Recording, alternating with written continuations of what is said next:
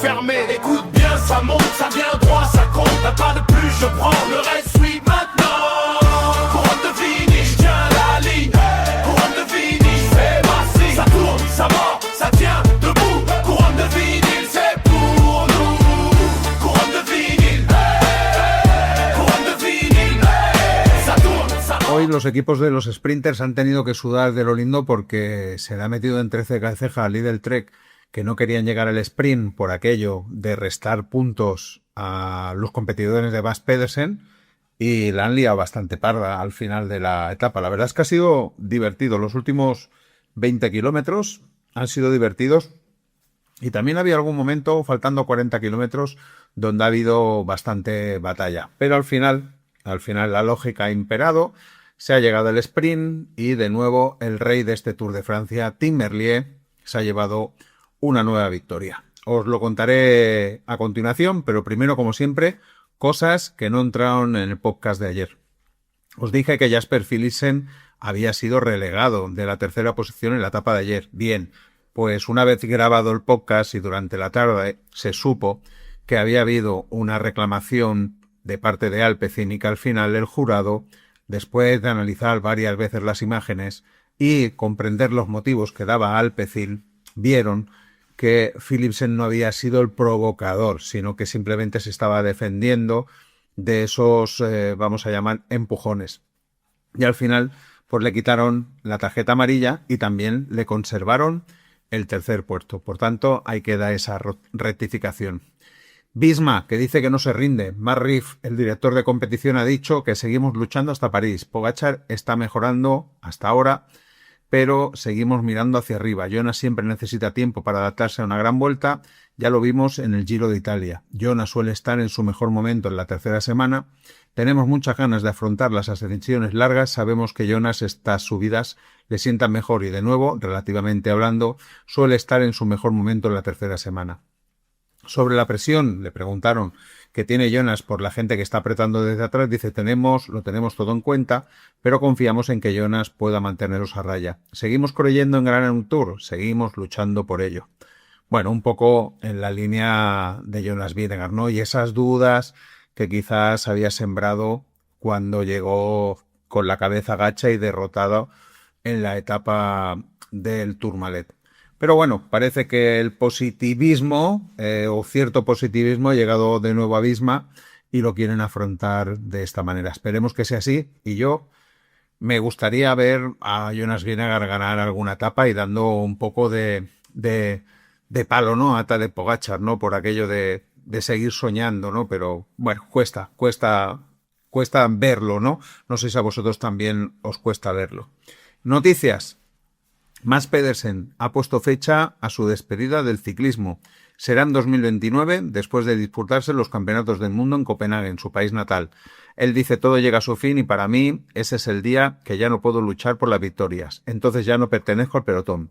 Transformarme de líder de equipo a alguien que siempre tiene que ayudar, eso es muy difícil para mí. Es un lugar muy especial para mí. El plan es retirarse después del Campeonato del Mundo de Copenhague. Eso no significa que ya haya hecho planes para después de mi retiro.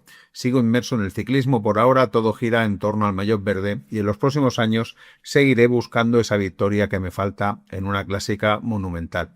Y luego quiero ganar otra más. Bueno, pues eso es lo que tiene Mads Pedersen por delante, que se da, como veis, 3 temporadas para retirarse. Ahora mismo tiene 30, se retiraría con 33, no sé cuándo cumplirá los años Mads Pedersen, si queréis lo miro en un segundo.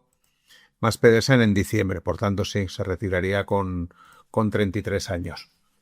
Y ahora sí nos vamos a la etapa de hoy, etapa número 12, Circuit de Manicourt, Chalon-sur-Saône, 179,1 kilómetros. Más o menos igual que la de ayer, día para rodar, 3 cotas de cuarta categoría y la quinta oportunidad para los sprinters. Ha sido muy complicado hacer la fuga del día, han sido muchos los que lo han intentado y todos ellos han sido capturados.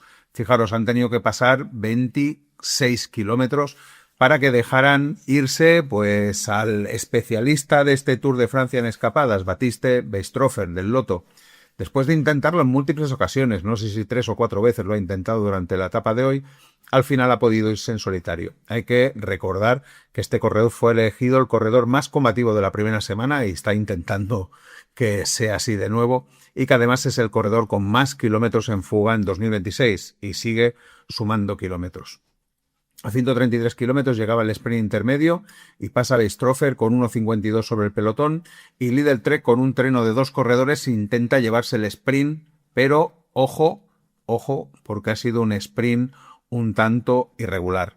Mads Pedersen, a mi entender, ha cerrado claramente a Philipsen contra las vallas, y lo curioso es que Philipsen, aun perdiendo el sprint con Pedersen porque lo ha cerrado claramente, al final le ha dado la mano, tal cual. No sé si está acostumbrado a que le hagan esas cosas.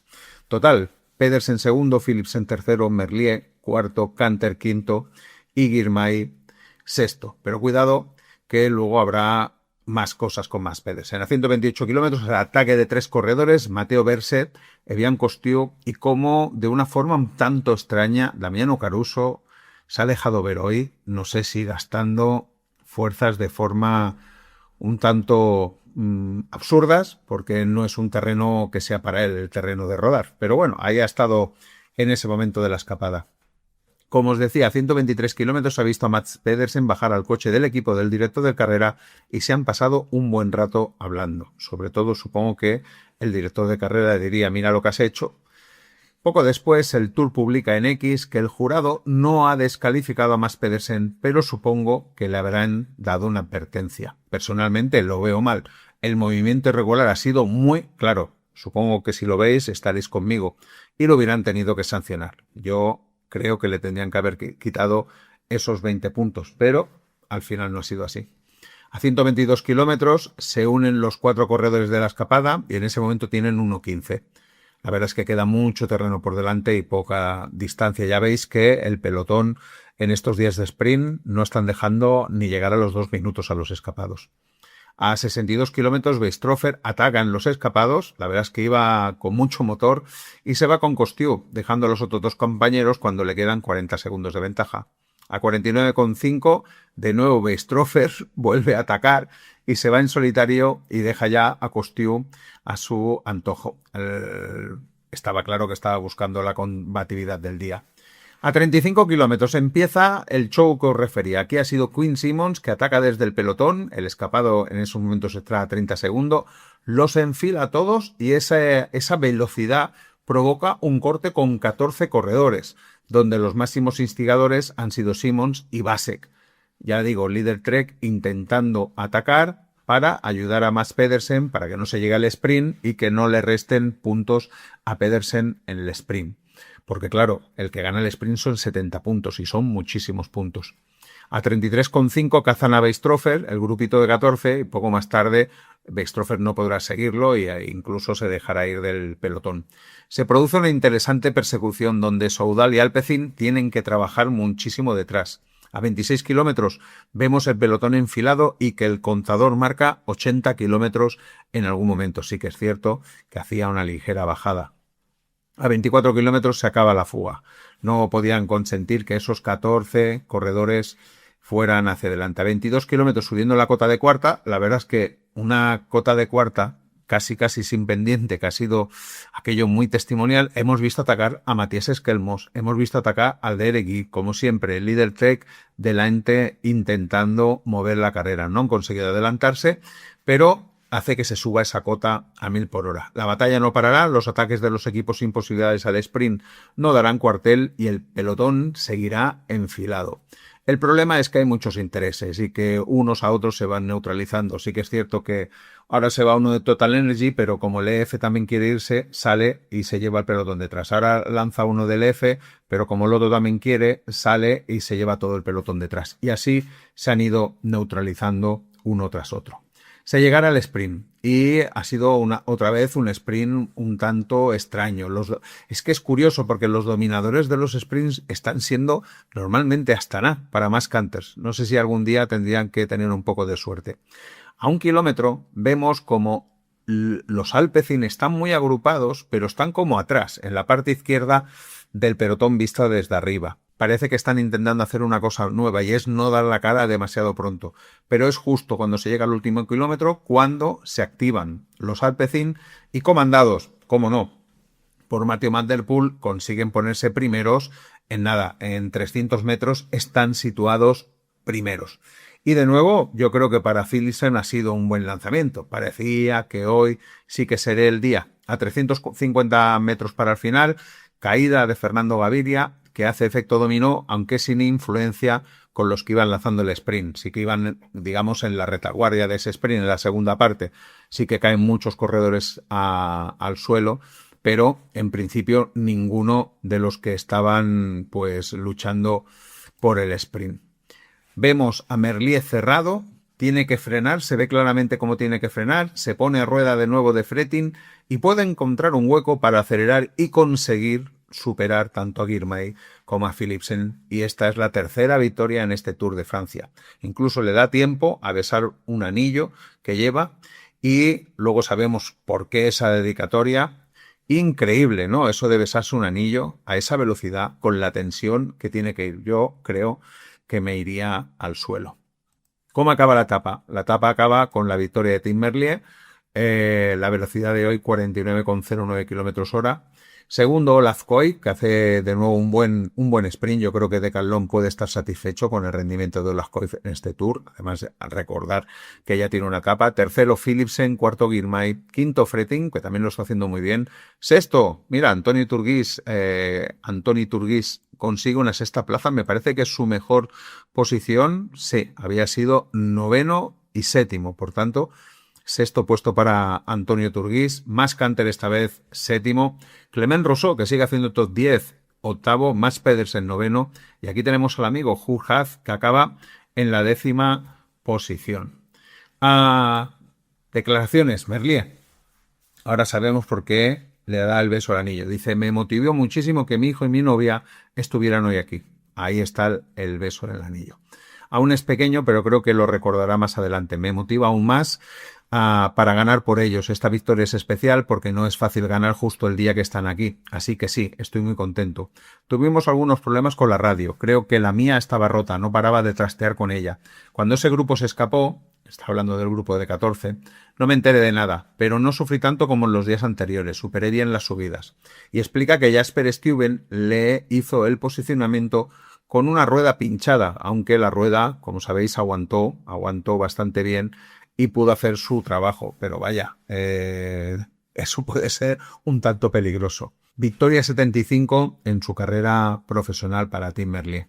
Sobre la caída, pues tenemos que ver al final el parte médico, pero ya se han avanzado algunas cosas y algunas que ya veíamos venir. Fernando Gaviria se confirma fractura de clavícula, tendrá que pasar por el quirófano entre 5 y 6 semanas de baja. Por tanto, no podrá seguir en la carrera. Una lástima porque lo estaba intentando y justo ayer hablábamos que había hecho un top 10. Incluso Tadej Pogačar tuvo un mensaje para Gaviria antes de confirmarse la rotura. Dijo, espero que Gaviria esté bien, estaba haciendo un gran tour. Fijaros, el respeto que le tiene Tadej Pogačar a Gaviria. Y por cierto, Pogačar le firmó la camiseta al hijo de Merlier en el podio. Y volviendo a la caída, parece que Jenno Vermoens del Lotto también se confirma fractura de clavícula y Dorian Godor conmoción cerebral y traumatismo costal. Yo creo que habrá algún afectado más y supongo que, como siempre, a lo largo de la tarde-noche el Tour emitirá ese parte médico y si queda alguna cosa importante os la contaré mañana. La general, sin cambios, Pogačar primero, Jonas Vingegaard segundo a 3.36, Remco Evenepoel tercero a 4.06. Los puntos, pues tenemos la cosa con Mats Pedersen y William Girmay a 40 puntos, 357 a 312. Su imagen es 20 puntos menos, si hubieran sido importante. Jasper Philipsen 311 y Tim Merlier, aunque van ganando 3 etapas, 307. La verdad es que todavía está lejos Tim Merlier. Y la clasificación de la montaña sin cambios, Tadej Pogačar, la de los jóvenes sin cambios, Juan Ayuso y la de equipo sin cambios con Lidl Trek. Y llegamos a la etapa de mañana, una etapa yo creo diferente, interesante y con un resultado un tanto incierto. Etapa 13, Dole Belfort, 205,8 kilómetros. Es la etapa más larga de esta edición, la única que supera los 200 kilómetros, 205,8 como he dicho.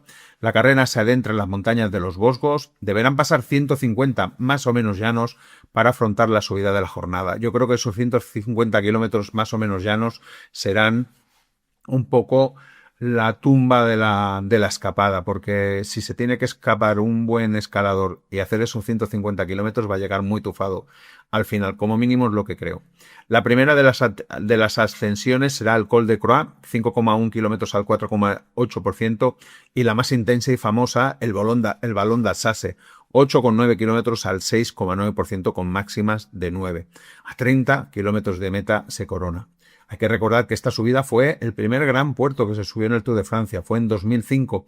Después de coronar este puerto, hay una bajada de 16 kilómetros muy interesante y luego hay 14 kilómetros que también son interesantes porque son con tendencia al descenso. Por tanto, todavía se puede ir rápido. Como decía, difícil pronóstico. Creo que la escapada se va a desgastar mucho al llegar a estas cotas, y todo va a depender de la diferencia que le deje el pelotón y de la intención que tengan los equipos sobre ganar o no ganar la etapa. Está claro que podría ser un día para la escapada, aunque no creo. Está claro que podría ser un día para los de la general, aunque me parece que no sé si Tadej Pogačar va a intentar hacer aquí algo. Quizás tendrían que ser los otros los que intentaran hacer cosas, pero ya sabes que si molestas al diablo, pues el diablo a lo mejor luego te da un revés. Pero lo que creo, y esa es mi apuesta de hoy, es que va a ser la de un valiente con buenas piernas. Y apuesta arriesgada, no sé si mañana la voy a mantener, en principio sí. Mi apuesta es, y mi deseo, me encantaría que fuera así, es Richard Carapaz. El otro día demostró estar muy bien y sobre todo demostró bajar muy bien. Creo que es un buen terreno para él. Lo veo atacando a mitad de puerto, consiguiendo una buena diferencia y luego lanzándose a tumba abierta para conseguir una victoria preciosa y magnífica. Está claro que una apuesta conservadora sería Tadej Pogačar, pero como decía, me da que no gastará energías sabiendo que el día siguiente es mucho más duro, aunque nunca se sabe con este corredor. Quizás Isaac del Toro, ganando un sprint seleccionado, creo que también podría hacerlo. O Tobias Hallen Johannessen, desde la escapada o al estilo Carapaz, también podría ser. Tobias también le va bien estas subidas. O también Tom Pidcock, que podría intentar un ataque cerca de meta, lo veo, y luego tirarse en tromba. Me parece que también le puede sentar bien. El que lo haga tiene que tener piernas, eso está claro, porque el puerto no es cualquier cosa. Remco Evenepoel podría tener sus opciones al sprint siempre que le gane a Del Toro o incluso a Pogačar, porque claro, si se llega al sprint y Pogačar ve que Del Toro no puede, pues a lo mejor aprieta a él. Juan Ayuso es rápido, pero no lo veo tanto como Evenepoel en este momento, pero todo eso es en caso que no se rompa el grupo. Lenny Martínez, también con aquello de voy a buscarlo junto de la montaña, podía aprovecharse y buscar la victoria, o en clave española. Veremos si Pablo Castrillo, que también es de atacar en estas cotas, o Javier Romo, que fue ayer creo, ¿no? Que estaba bastante bien, pues si tienen un día inspirado, quizás los veamos por delante. Esperemos que sea así. Pero lo que digo, mi apuesta de momento es Richard Carapaz. Y vamos acabando. Y la mirada es al Valois Ladies Tour. Ya sabéis que aquí en Ciclismo de ayer y de hoy hablamos tanto de ciclismo masculino como de ciclismo femenino. Y ahora la carrera que se está disputando, más interesante, ya sé que también se está disputando la carrera en China, que es 2.pro. En caso de que haya alguna muy buena actuación de algún corredor español, entonces la arremetiría. Pero de momento la cosa sí que es verdad que están por ahí todos los equipos españoles dando mucha guerra, y que Jan Castellón incluso estuvo de líder en algún día, pero ahora mismo me parece, bueno, incluso hoy no ha habido etapa por las inclemencias del tiempo, que han tenido que suspender la etapa, y vaya, que ahora mismo va Jonathan Clever Caicedo, seguro que lo recordaréis, va líder con Jan Castellón a 9 segundos y Elok Mulobran, que era el gran favorito, a 21 segundos. Ya os digo, a lo mejor os cuento algo, pero lo que quiero contaros estos días es el Valois Ladies Tour. Ayer se inició, donde se disputó un prólogo, que acabó muy tarde, la verdad, y lo ganó la gran favorita para la victoria final del prólogo y la final, Zoe Bäckstedt. En la primera etapa, la de hoy, era una etapa al sprint, y Nienke Verhoeven del Team Visma le ha ganado la partida a Charlotte Kohl. y con Backstedt en tercera posición ganando bonus. La verdad es que mañana tendrán una nueva revancha entre las dos corredoras al sprint. ¿Y ahora por quién apostamos? Lo normal sería otra vez Charlotte Cole, que ganara Nienke Verhoeven, pero ya sabéis que las rachas son las rachas. Mañana os lo cuento. Ahora sí, gracias por haber llegado hasta aquí. Os agradezco que me dejéis vuestro like, que siempre es como gasolina para seguir trabajando. Y mañana nos oímos. Sed felices, disfrutar del ciclismo. Chao, chao.